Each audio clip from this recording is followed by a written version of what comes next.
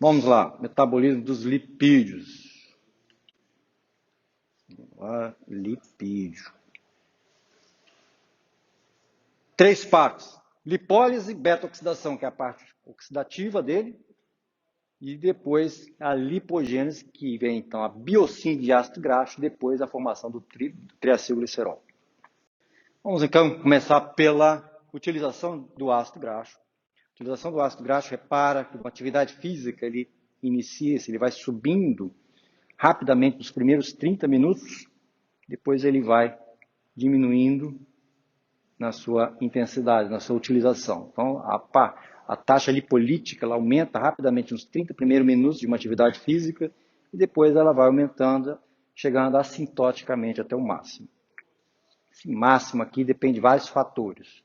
Transporte do ácido graxo, taxa de degradação do triacilglicerol, sua capacidade oxidativa, ou seja, sua capacidade cardiovascular e que engloba desde a captação de oxigênio ao transporte de nutrientes pela sua vascularização. E aí, quando você pega a taxa de lipólise, no caso aqui, temos aqui um exercício constante a 45% do VO2 máximo em sujeitos destrenados. Aí você pega aqui, vê a taxa de lipólise, a taxa de captação e a taxa de oxidação. Qual é a diferença dele? A taxa de lipólise é a degradação de triacilglicerol lá no tecido adiposo. A taxa de captação de ácido graxo livre pela célula muscular. Em seguida, a taxa de oxidação, é aquilo que efetivamente está sendo usado como fonte de energia. De novo, aqui repara que tem um aumento rápido nos 30 primeiros minutos, depois vai chegando assintoticamente um máximo. Repara que a quantidade que degrada de triacilglicerol é maior do que a efetivamente utilizada. Você tem um excesso aí que fica aí circulando como ácido graxo livre, e aí depois se ele permanecer como ácido graxo livre, ele é recapturado e reesterificado, formando novamente triacilglicerol. Bem, como é que acontece a taxa, de lipólise? Aqui está então mostrando a intensidade do exercício em repouso, 20%, 65% que seria então um exercício leve a intenso, muito intenso.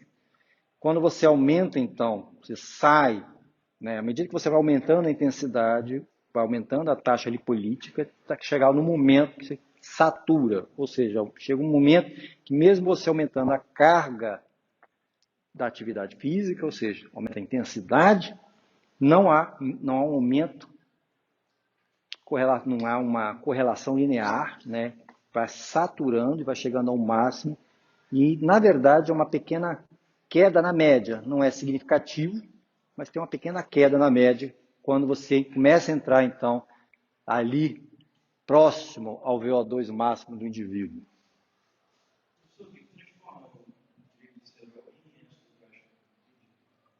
Triglicerol, triacilglicerol é a gordura. Glicerol, ácido graxo, ácido graxo, ácido graxo. É uma enzima. A enzima vai lá e degrada. A lipase. Você tem enzima lipase digestiva e tem no seu corpo. Como é que você acha que o seu corpo vai degradar suas gorduras? Tem que ter lipase. Uma lipase digestiva, lipase do corpo.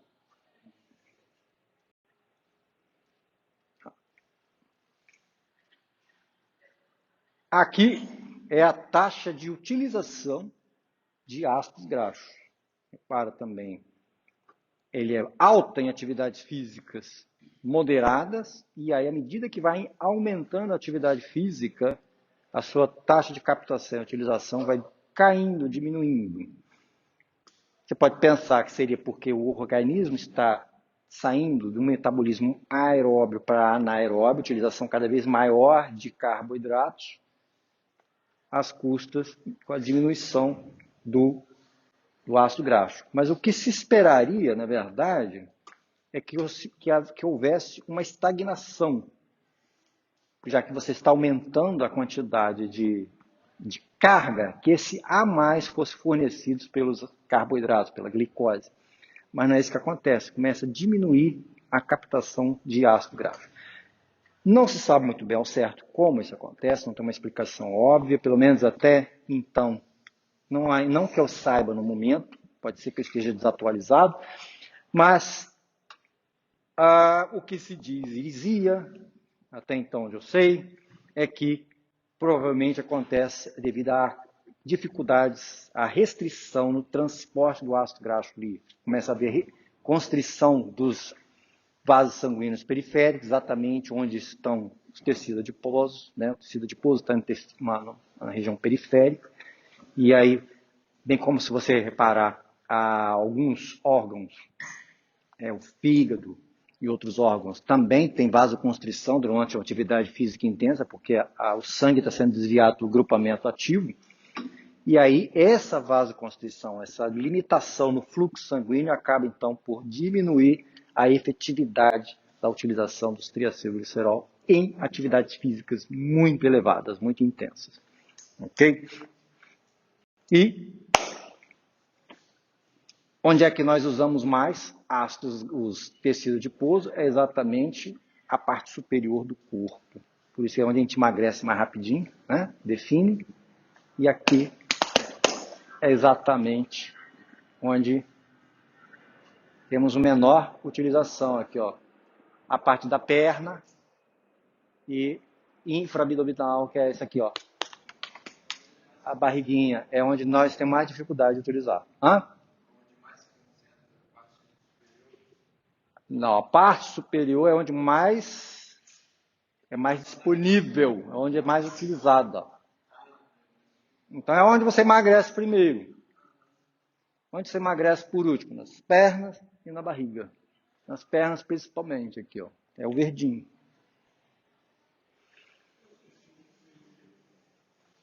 O quê? Outros? O resto que sobra do corpo, ué. Você tem a parte superior, intramuscular. Você repara só que a parte intramuscular tem uma participação muito grande, 1/4 da utilização do ácido graxo vem da reserva intramuscular de triacilglicerol. Triglicerídeos do plasma são aqueles que estão circulando, estão na forma de VLDL. Infraabdominal, aqui, essa aqui da barriguinha, lá dentro, as vísceras, cá dentro. Perna, lower body seria pernas. Aqui. E o resto. Aqui a papinha, aqui, a cabeça, sei lá. O resto. Acontece muito, pessoal, concentração de retenção, né? Com o quê? Retenção, água. Pode acontecer, mas é uma seara que não é a minha, tá? Ó, não tem bioquímica aqui. Então vamos lá aqui, ó, como é que é a utilização em relação ao tempo. Nós temos aqui um gráfico onde mostra os substratos.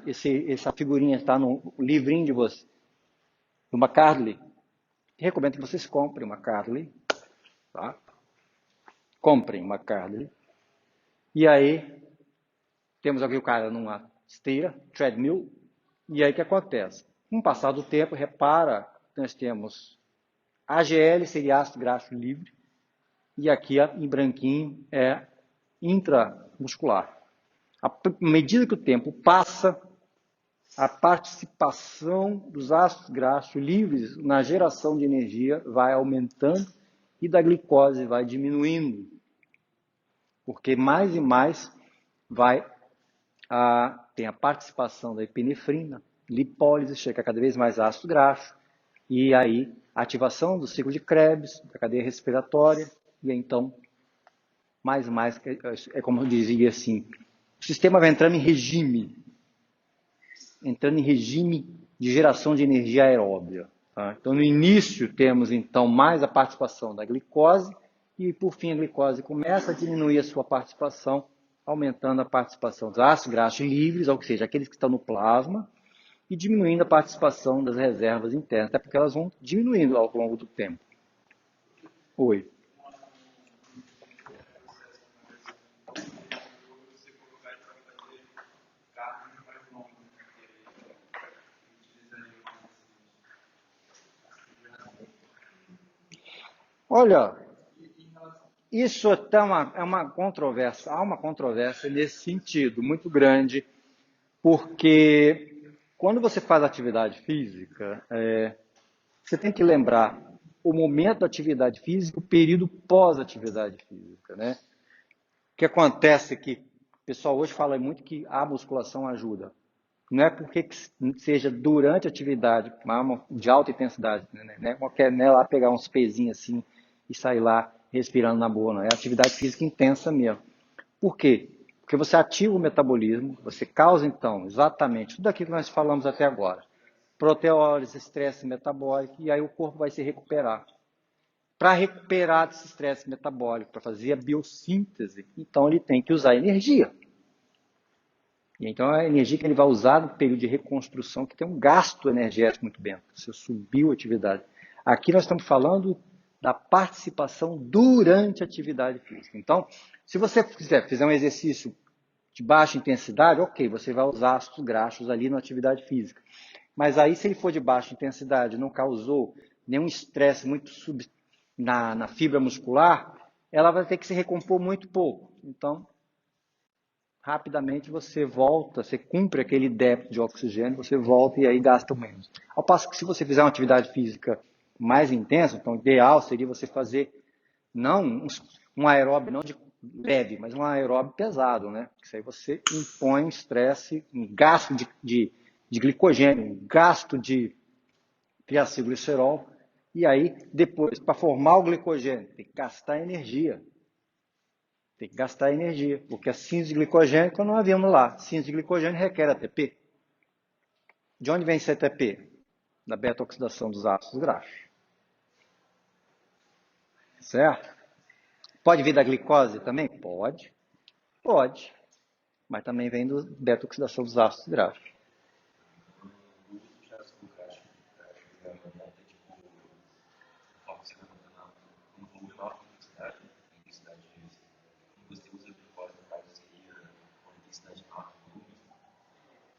Espera, eu não entendi sua pergunta não. Você usa o ácido gráfico, você mantém um carro moderado, por exemplo. Aí você aumenta o volume, então ele usa mais ácido gráfico. Se você faz a contrário, você aumenta a intensidade do volume, ele usa glicose. A tendência é essa.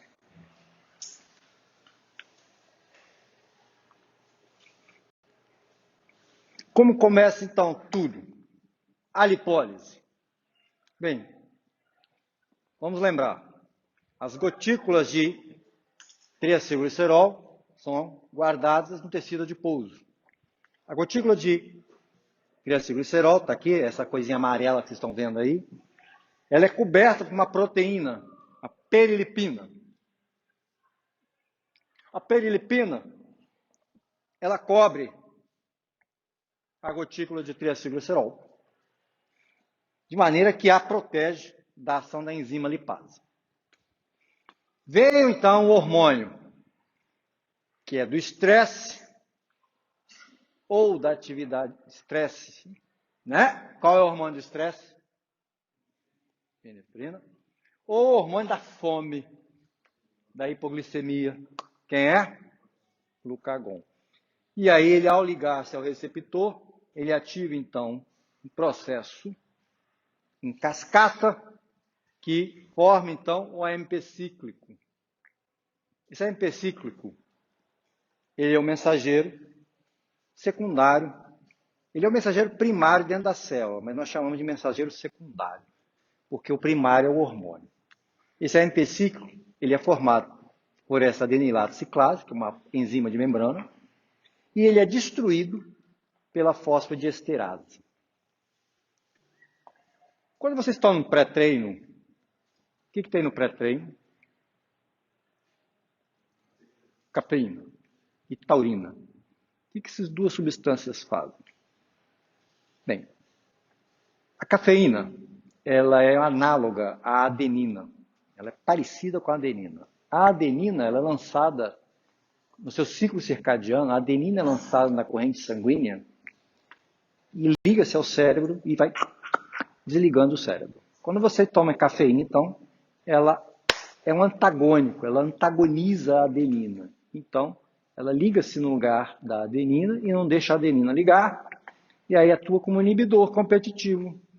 Aí o cérebro fica ligado. Você impede que o seu ciclo circadiano desligue o seu cérebro. Então, mantém você acordado, mantém você focado. Também entra dentro da célula e inibe a enzima fosfodiesterase, de maneira que a concentração de AMP cíclico dure, fica maior, e o AMP cíclico, dura mais tempo. Portanto, ativando todas as enzimas que estão na cascata fosforilativa. Lembra que essa cascata fosforilativa do AMP cíclico, ela ativa todas as rotas catabólicas e inibe todas as rotas anabólicas. Então, vai ativar glicogenólise, né? Na fibra muscular, vai ativar glicogenólise. No fígado, vai ativar glicogenólise. Vai inibir a glicólise e vai ativar a gliconeogênese. Certo?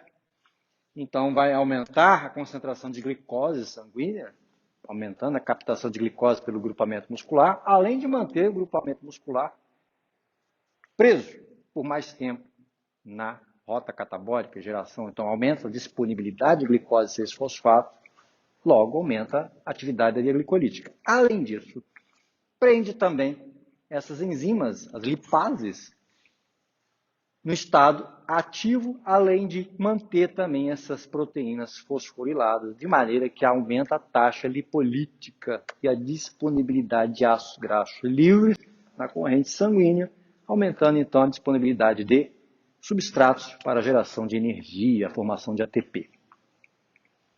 E aí então o que acontece? Ácido graxo é uma molécula anfipática, ela tem lá o grupo carboxílico que é polar, uma longa cauda apolar. A tendência deles é formar gruminhos, formar micelas. E essas micelas não podem ficar passeando pelas correntes sanguíneas, senão ela vai entupir seus vasos capilares. Aí, para evitar isso, então, os ácidos graxos se ligam à albumina sérica. Essa é a função da albumina sérica, transportar ácidos graxos livres. Então, olha só, o lipídio ele sai do fígado na forma de triacilglicerol e é transportado na forma de VLDL. E ele volta na forma de ácido graxo livre, transportado pela albumina sérica. Ok? Mas é ácido graxo. O que ele vai fazer com o sangue? Ácido graxo. O que vai acontecer com o pH do sangue? Tende a descer. Né? E aí ele entra dentro da célula, ele pode entrar dentro da célula alvo, no caso, uma célula muscular, por exemplo, e aí ele pode entrar por difusão passiva entre a membrana, lembre que a membrana é lipoproteica, ele é lipídio, migra de um lado para outro. Ou utiliza um transportador, que está aqui ele, e lá então ele entra dentro da célula e é utilizado como fonte de energia. Ok? Bem, eu vou mostrar aqui o metabolismo dos ácidos graxos no fígado, porque ele é mais complexo, porque o fígado tem ele faz a síntese e a degradação dos ácidos graxos. Os demais tecidos, eles normalmente só recebem o ácido graxo pronto e sintetizam o triacilglicerol.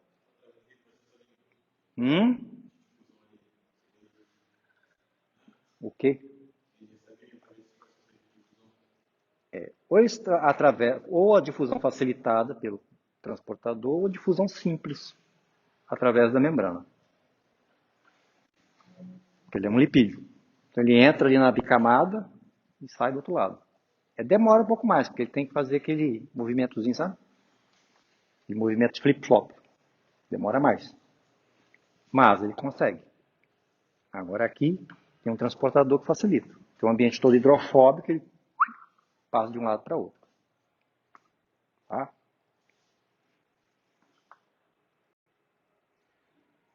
O glicerol. O glicerol pode ser utilizado como fonte de energia apenas pela célula hepática. Por quê? Quando a lipase degrada o triacilglicerol, forma ácido graxo e glicerol. O glicerol, para entrar na rota metabólica, ele tem que ser fosforilado, formar glicerol fosfato.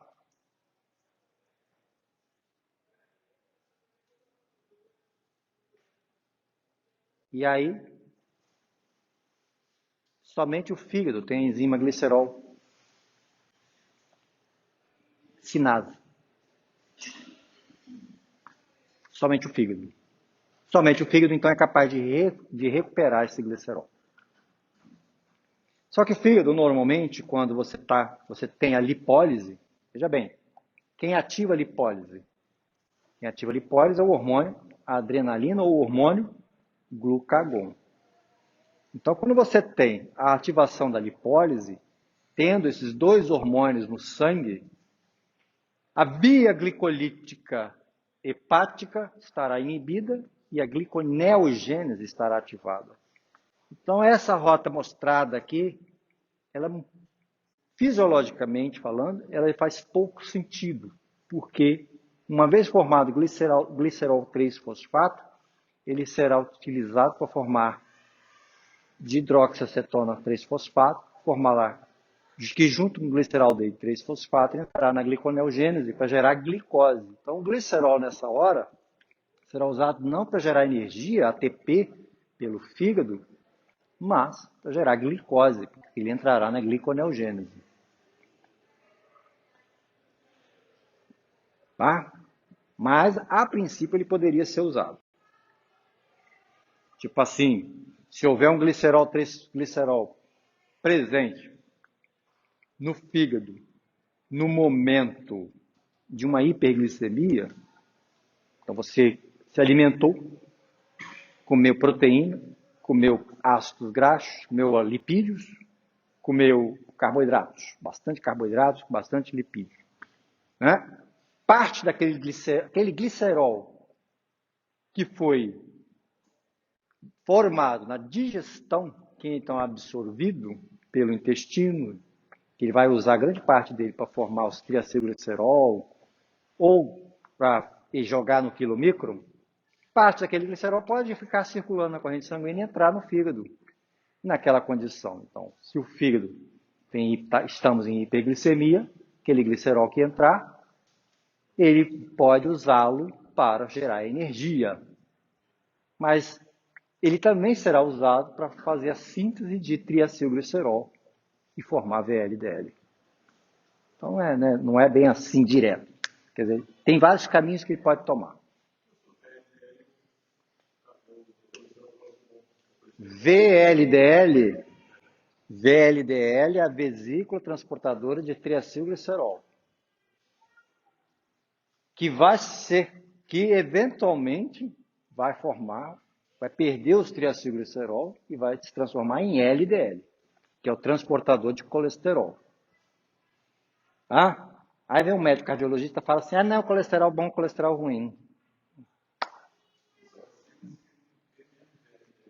VLL, Very Low Density Lipoprotein. Density. VLD, D de density. P de protein. VLDL. L é lipoprotein. Tá? Então, lipoproteína de baixíssima densidade.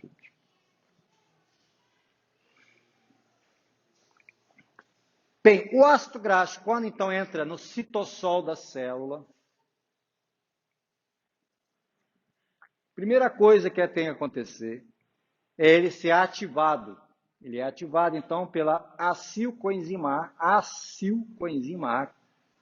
sintetase. Por que tem esse nome sintetase? É que usa um ATP. É que se ela andasse no sentido oposto, ela formaria um ATP. Né? O que acontece aqui? Ó?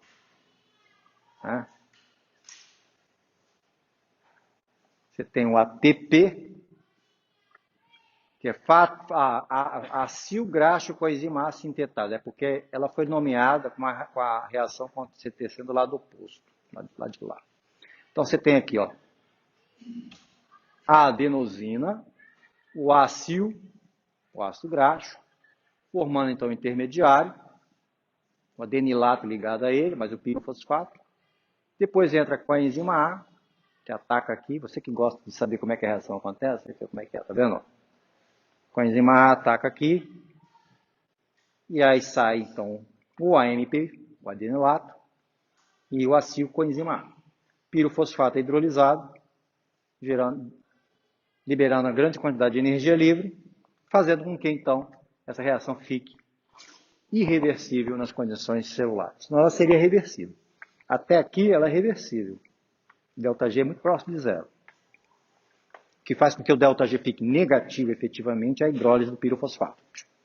Aí fica negativo, ela fica irreversível. Formou o acil coenzima A. Bem? Só que o acil coenzima A, ele tem que ser oxidado dentro da mitocôndria. A oxidação dos ácidos graxos acontece dentro da mitocôndria. Só que o acil coenzima A não tem transportador. Não existe transportador de acil coenzima A para dentro da mitocôndria. Que existe é transportador de carnitil, acilcarnitina. Carnitina é um aminoácido modificado, é um aminoácido não proteico.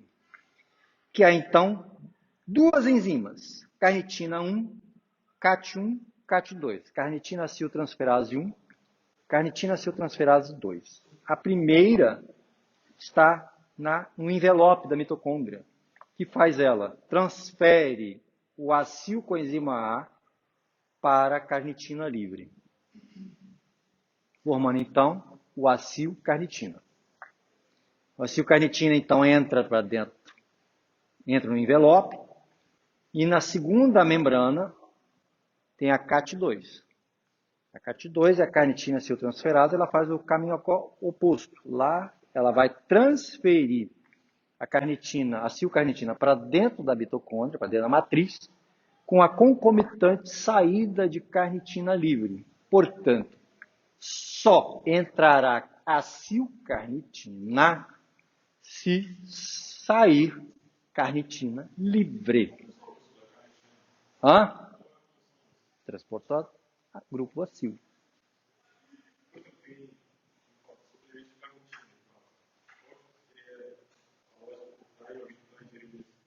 A lógica por trás, se você tem mais carnitina disponível, você formará mais acilcarnitina.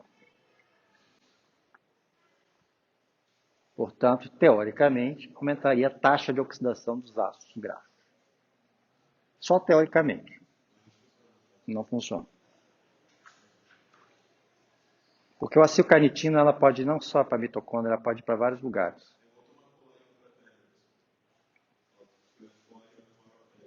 Não, aí colar para a pele depende. Se você for idoso, assim, que nem eu, assim, pode funcionar, porque oferece mais prolina e glicina.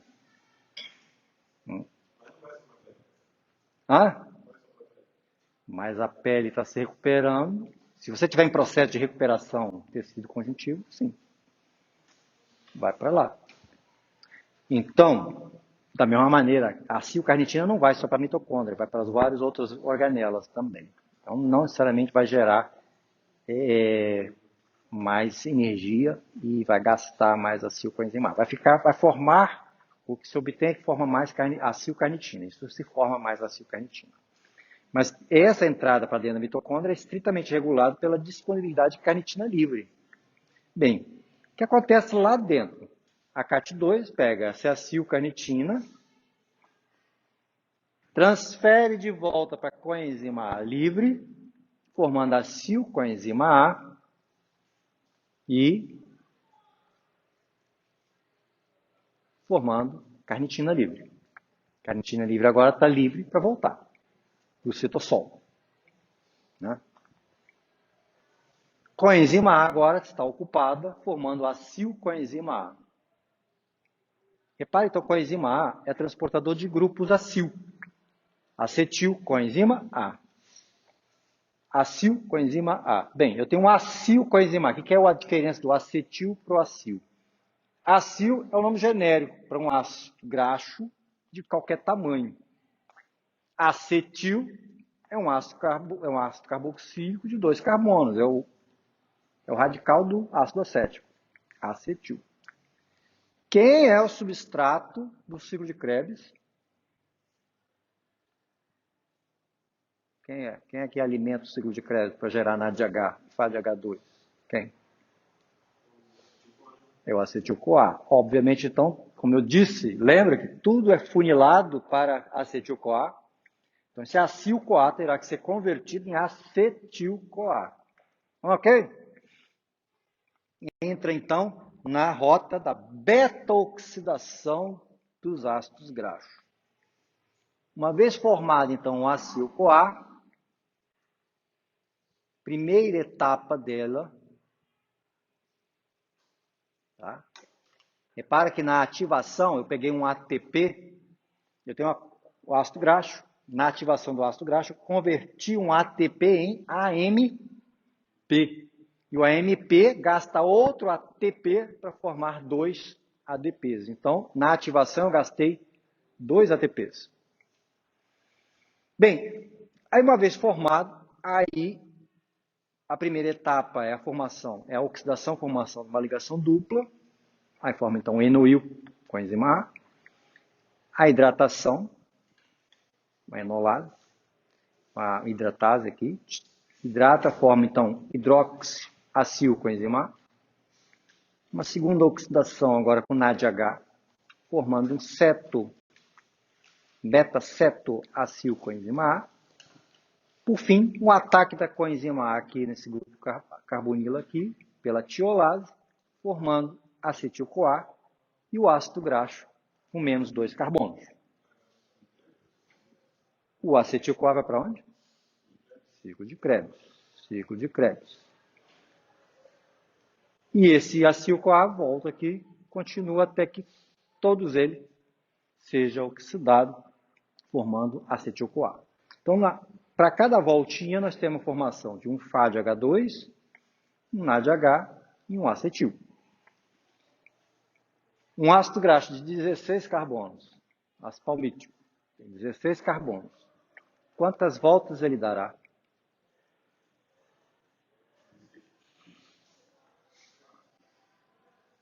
Como 16? Ué, quantos carbonos ele perde por volta?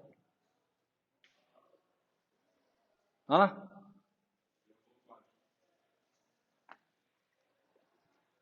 Um ácido graxo de 16 carbonos. Quantos carbonos ele perdeu por volta? Quantos carbonos ele perde por volta? Olha só, o ácido graxo está aqui, ele dá uma volta no ciclo e saem 2 carbonos aqui, ó, formam acetil-CoA, não são 2 carbonos? São 2 carbonos aqui do acetil. Então, se ele tem 16 carbonos, quantas voltas ele vai dar? 8.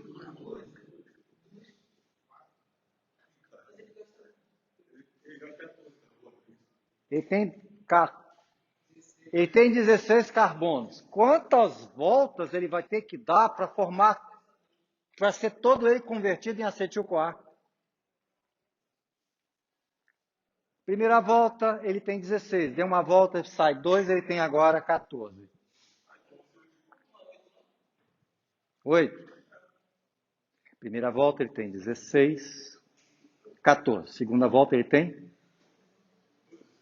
Terceira volta, ele tem? Quarta volta? Quinta? Sexta? E na sétima? 0. 2, acabou. Quantas voltas ele vai dar? 7.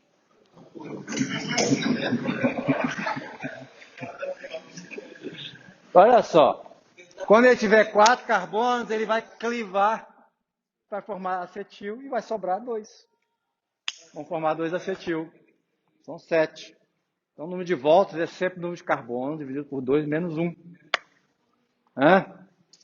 Então, 16 dividido por 2, 8 menos 1. Então, olha só, o ácido palmítico tem 16 carbonos. Quantos Fá de H2 ele forma? Olha lá. 7. 7 Fá de H2, 7 NADH e 8 acetil-CoA. Quantos NADH são formados por acetil-CoA? 1, 2, 3. 3. E um Fá de H2. E um GTP. Aqui mostrando de novo aqui, ó. O ácido graxo. Aí, então, a primeira parte é uma flavoproteína, uma enzima, cujo elétron cai direto na cadeia de transporte de elétrons. E o NADH, que vai ser oxidado lá na cadeia de transporte de elétrons, lá no grupo 1. Então, repare o seguinte, a oxidação dos ácidos graxos está intimamente relacionada e intimamente dependente da cadeia de transporte de elétrons e do ciclo de Krebs.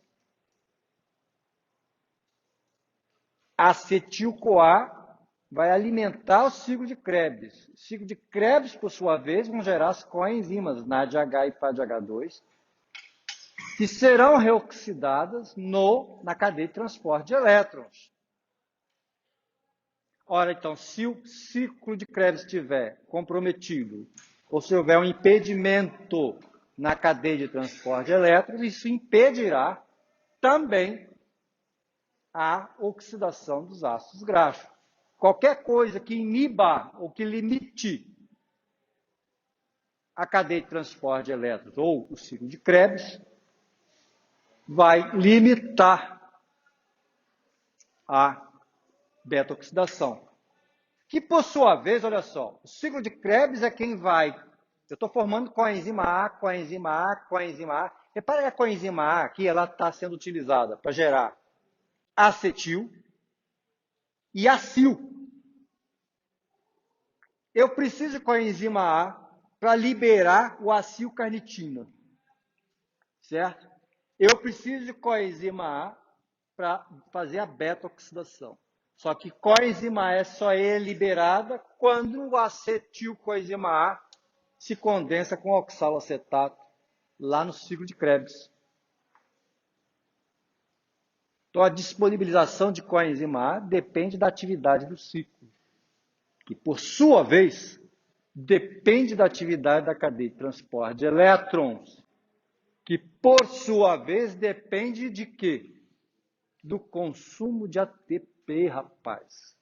Se não houver consumo de ATP, não tem colapsação, não tem consumo do gradiente eletroquímico, portanto, não tem transporte de elétrons, porque inibe o translado de prótons. Aí, ó.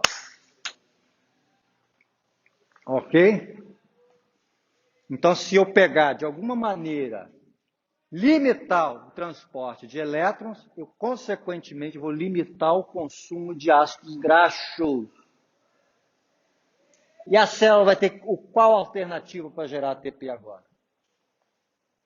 Qual é a alternativa da célula agora em gerar ATP, se eu, por um acaso, envenená-la e impedir que ela realize transporte de elétrons? O que ela fará? A diagrama músculo vai gerar ATP como? O que é que gera ATP sem necessidade de oxigênio? A fermentação lática. Vocês viram lá o exercício da carne do boi? Tem um exercício lá do boi. O cara matou um boi estressado, foi morte súbita e a morte estressante do boi. Tá lá aquele exercício foi uma questão de prova para os alunos de alimentos lá da escola técnica, quando eu fui professor lá. E quem me deu a ideia de fazer essa questão foi um aluno deles, né? O aluno estava estudando conservação de carnes. Faça aquele exercício, vocês vão ver, vão relacionar com oxigênio, com glicogênio e metabolismo aeróbio e anaeróbio. Bem, Então, olha só. Metabolismo, beta-oxidação de ácido graxo é estritamente aeróbio. Ok? A única coisa que poderia ser usada de maneira anaeróbia de um lipídio é o glicerol. O glicerol, então, pode ser oxidado para gerar piruvato e piruvato lactato. Só que não. Por que não? Porque o único órgão que tem glicerol-sinase é o fígado. E nessas circunstâncias de atividade física, ele vai fazer o quê? Gliconeogênese. A não ser que o fígado esteja com hipoxia. Mas se o fígado tiver com hipoxia, você está ferrado, mal pago, você vai morrer. Acabou. Se o seu fígado tiver com limitação de oxigênio, o seu rim também vai estar, aí você está ferrado, mal pago, você vai ter hipoglicemia, você vai morrer. Então acabou. Não é fisiológico. Hã? É trágico, mas é verdade, ué. Existe isso. O que acontece com os monoinsaturados? Os monoinsaturados, lembra que as insaturações são sempre cis. Ora, no ciclo, a insaturação que é feita é trans. E aí, então, o que acontece? Ele começa a entrar no ciclo, vai, chega aqui, ele engasga. Porque a insaturação está no carbono errado e está na configuração errada. Então, vem uma enzima, uma isomerase, pega essa insaturação que está aqui, converte na insaturação 2, 3, trans, beleza, segue o caminho. Então, um ácido graxo insaturado, ele demora mais tempo para gerar energia e gera menos energia. Se ele for um poliinsaturado, vem, chega aqui, ele faz o mesmo artifício, converte uma trans aqui, aí vai placa, aí chega no outro. Quando chega quando chega na outra volta, ele forma duas ligações agora próximas, uma trans, outra cis, fica complicado, não dá para continuar, vem uma enzima então, uma redutase, faz o quê? Converte as duas ligações numa só, aí depois vem uma isomerase, coloca essa dupla no lugar certo, e aí segue o caminho. Então, essa aqui é ainda pior, porque o NADH que foi formado, um NADH é perdido na forma de NADPH. E os ímpares? Bem, animal não gera ácido graxo ímpar, somente par. As plantas são diferentes, as plantas podem gerar ácido graxo ímpar. Aí vai tirando 2, 2, 2, 2, 2, 2, 2, aí no final ficam 5, saem 2, fica 3. O acetilpropionil com enzima A. Propionil vai fazer o que com aquilo? Pega, ele é carboxilado, aqui, qual é o nome da enzima? Propionil com enzima A carboxilase, tá? Tem um gasto de ATP, é parecido com a piruvato carboxilase. Aí forma um malonil, só que forma o demalonil. O demalonil é convertido em L-malonil, que por sua vez, então, é convertido em succinil. Que, por acaso, succinil-CoA, que é um intermediário do ciclo de Krebs. Então, ele vai entrar não agora como acetil coenzima A no ciclo de Krebs, mas ele entra como succinil, como um intermediário do ciclo. Bem, aí, quem gera mais ATP? Bem, por massa, se eu pegar 1 grama de glicose, 1 grama de ácido graxo de 6 carbonos, ácido hexanoico, obviamente o ácido hexanoico vai gerar mais ATP por grama, ele tem mais densidade energética. Mas a pergunta aqui, vou fazer é o seguinte, quem gera mais ATP por litro de oxigênio consumido? Glicose. Então, prova. Aí vou provar. É porque ele é mais reduzido, ele tem carbono e hidrogênio só, né? Para gerar CO2 e água, ele vai precisar de mais oxigênio. Tá, mas ele poderia precisar de mais oxigênio e também gerar a mesma quantidade de ATP. Entendeu? Poderia. Só que não. Não. Então aqui, ó. 1 mol de glicose produz 2 FADH2. Por que 2 FADH2? Porque aqueles 2 NADH citossólicos, eles são convertidos em FADH2. 2 ATPs e 2 mols de piruvato. 1 mol de piruvato produz 4 NADHs, piruvato desidrogenase, 1, mais 3 que vem do ciclo de Krebs, 1 FADH2 e 1 ATP. Logo, a glicose vai produzir essa quantidade toda de coenzima e ATP. 9,5, então. Por que eu botei 9,5? Porque eu comparei a um triacilglicerol do ácido esteárico que tem 18 carbonos. Tá? Aí, 9,5. Por que 9,5? Você tem o glicerol. Eu vou considerar o glicerol como fonte de energia, embora não seja estritamente correto. Então, o glicerol, se ele for oxidado, ele vai produzir 2 de ATPs, mas ele consome 1, então ele resulta em 1 mol de ATP, produz 1 de FADH2, tá?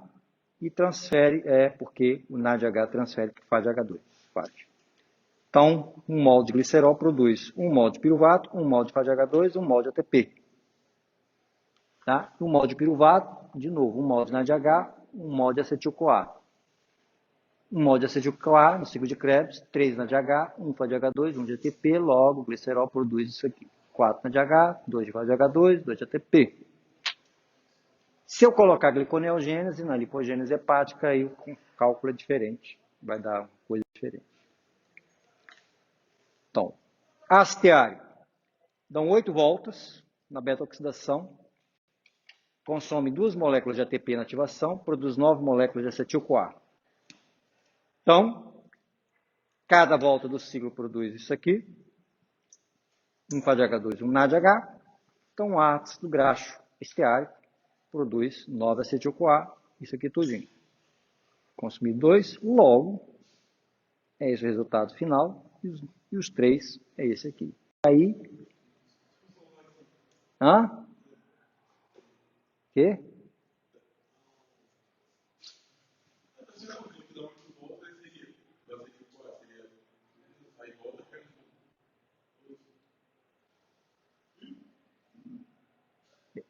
O ácido esteárico tem 18 carbonos. 18 por 2, 9, menos 1.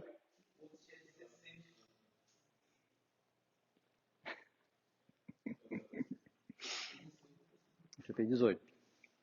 Então, olha só. 9,5 glicose produz essa quantidade aqui, um glicerol isso aqui, 3 ácidos graxos isso aqui.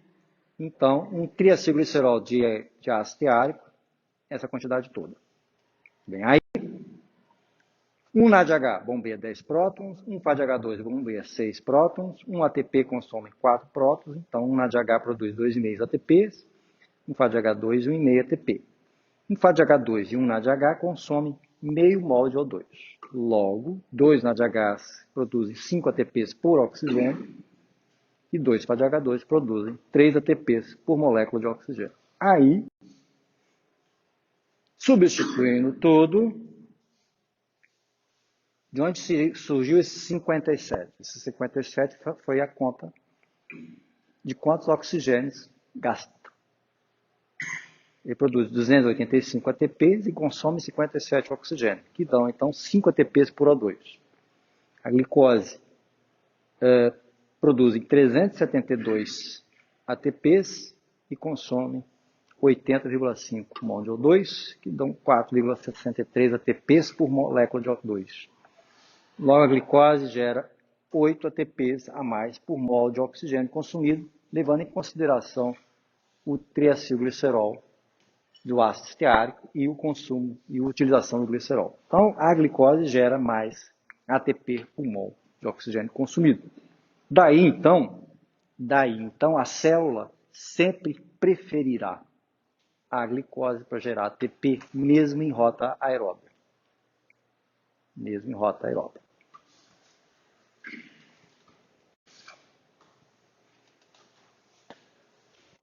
As plantas têm um ácido graxo ramificado, um ácido graxo esquisito. E aí, então, nós temos uma rota específica para a utilização desses ácidos graxos e também podemos utilizar uma oxidação alternativa, que é pelo último carbono, a ômega, gerando, então, ácidos carboxílicos, dicarboxílicos. Né? Isso aqui são metabolismos, digamos assim, secundários. Não tem muita importância para nós aqui. Tem importância, sim, digamos assim, médica, né? Porque se você não tiver essas enzimas, você tem complicação. Você vai se intoxicar. Por exemplo, se você não tiver as enzimas que metabolizam ácido graxo ramificados, você não vai poder comer ácido graxo de origem vegetal. Corpos cetônicos. Quando são formados corpos cetônicos? Agora aí, liga o modo aí de atenção aí, toma a cafeína aí, liga a cafeína aí. Corpos cetônicos são formados quando o indivíduo está em hipoglicemia severa, uma hipoglicemia de vários dias. Okay? Fora isso, um indivíduo normal, um indivíduo saudável, sem problemas metabólicos, não formará corpos cetônicos. Somente se ele se submeter a dietas de restrição de carboidratos. A tal dieta cetogênica. O que é a dieta cetogênica? Você se submete a uma restrição de carboidrato, então o corpo entra em hipoglicemia, depleta praticamente toda a sua reserva de glicogênio hepática, muscular fica lá. Se você estiver tranquilinho lá, o músculo fica lá. O ônus da síntese de glicose é sempre do fígado e do rim. Eu falei, o músculo pode fazer? Pode, mas ele prefere não fazer, porque ele prefere poupar energia para fazer outras coisas. Ele pode fazer glicogênese a partir, né, tomando a rota da glicose, mas quem faz mesmo é o fígado. Ele pode fazer, ele tem condição de fazer, mas não quer dizer que o faça. Pode, mas não quer dizer que o faça. Então, você impõe uma dieta restrita de carboidrato, você entra em hipoglicemia severa, entra nessa dieta maluca aí de cetogênese, então forma corpos cetônicos. Ora, então, o que acontece? No momento que forma corpos cetônicos, o cérebro se adapta a esse corpo cetônico. O que é o corpo cetônico?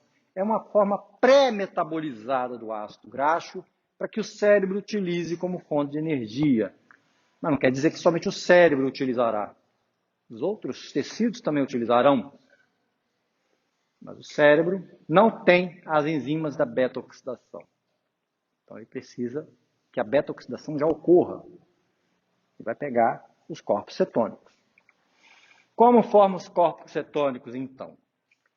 À medida que há um desvio de oxalacetato do ciclo de Krebs para formar glicose, e o glucagon está ativando a lipólise e há uma inundação de ácidos graxos livres na célula hepática, que então faz a beta-oxidação e forma uma grande quantidade de acetil-CoA. A quantidade de acetil-CoA, então, ultrapassa a capacidade do ciclo de Krebs em formar citrato, porque o oxalacetato está sendo desviado. Ah, mas os aminoácidos não estão sendo degradados e direcionados ao ciclo de Krebs? Sim, para formar mais oxalacetato, para ser desviado para formar glicose. Então, acumula acetil-CoA, e aí a enzima, mesma enzima, aquela tiolase, que participa da beta-oxidação, ela agora atua no caminho reverso. condensando duas moléculas de acetil-CoA, formando então o acetoacetil. Aí o acetoacetil, então, vem a hidroximetilglutaricoenzimase sintetase, que é a mesma enzima que participa da biossíntese de colesterol. Forma esse intermediário, beta-metilmalonil coenzima A, não, glutaril coenzima A, e aí sai uma acetil-CoA, forma então acetoacetato, que é então reduzido a beta-hidroxibutirato. Esse aqui. Que pode também se decompor naturalmente, espontaneamente, não enzimaticamente, em acetona. Então, as pessoas que estão em cetose, elas têm um cheiro de acetona, porque elas exalam acetona pelos pulmões. Chegando no tecido muscular, no tecido cerebral, hidroxibutirato, ele é reoxidado a acetoacetato. Acetoacetato reage com succinil-CoA, formando acetoacetil, vem a tiolase, forma então a acetil-CoA, que vai entrar no ciclo de Krebs da célula alvo, que captou. Muscular, cérebro, vão fazer esse alvo.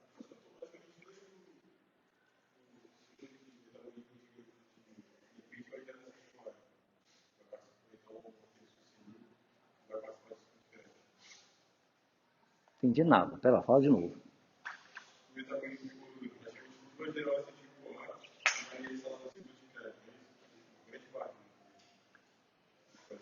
O ácido graxo, ele vai gerar acetil-CoA. Acetil-CoA, quando ele dá a volta, ele se perde na forma de CO2. Ele não participa na geração de intermediários. Daí, então, você não gera glicose a partir de ácidos graxos. Se ele for ímpar. Só o rabicho final dele. Só o rabicho final dele. Se for ímpar. Só que você tem 7 carbonos, só 3 deles vão virar succinil. Vai ser carboxilado vai virar succinil, só isso. Aí pode formar glicose. Só isso. O resto é acetil-CoA. Acetil-CoA entra lá em cima, em citrato dá a volta, vem a isocitrato, vem a isocitrato desidrogenase, um CO2 já foi embora. Vem a citrato, isocitrato, forma alfa-cetoglutarato desidrogenase, oxida de novo, outro CO2 foi embora. Então entraram 2 carbonos, saíram 2 carbonos. Então não fica carbono nenhum ali. Então acetil-CoA não gera glicose, não gera oxaloacetato. Tá? Por isso mesmo que quem tem que entrar gerando oxaloacetato são os aminoácidos. Os aminoácidos vão ser degradados, vão encher o ciclo. Você degrada a proteína, gera aminoácidos. O músculo, como ele é bem egoísta, ele não vai jogar qualquer aminoácido. Ele vai pegar os aminoácidos, vai converter em alanina. 2 aminoácidos ele vai lançar, alanina e glutamina. Lança para o sangue. Aí o fígado converte esses todos. Alanina ele converte piruvato, oxaloacetato. Tá? Glutamina, glutamato, entra no ciclo de Krebs, o glutamato, oxaloacetato. Tá? Aí, forma glicose. Agora, o fígado pega as proteínas dele, degrada também, as não essenciais, aí pega todos eles e vão entrando direto ali no ciclo de Krebs. Alguns entram direto no ciclo de Krebs, outros vão formar piruvato então forma oxaloacetato. Quem vai gerar glicose sempre são os aminoácidos. Os principais geradores de glicose nessa condição são os aminoácidos. Nessa condição de quê? De cetose. Ok? Cetose. Você vai só gerar corpos cetônicos se você tiver hipoglicêmico. Agora, se você é hipoglicêmico e ainda entra com uma atividade física intensa, de alta potência, então você ainda, além disso, vai gerar ácido lático, que a fibra muscular vai pegar o glicogênio dela e vai gerar ácido lático. Aí vai tudo lá para o fígado. Aqueles que escaparem das fibras do tipo 1 vão para o fígado. O fígado vai e converte tudo, lactato, glicerol, ácido graxo, lactato, glicerol, aminoácido e gera glicose. Tá bom? Bem, aí vamos terminar a aula que vem, né? Nós vamos agora começar a falar, tá vendo aqui o tricotar, gliconeogênese, corpos cetônicos. Depois nós vamos falar de biossíntese de ácidos graxos, misturar tudo. Não sei. Tem que olhar lá no calendário. Tá bom? Semana que vem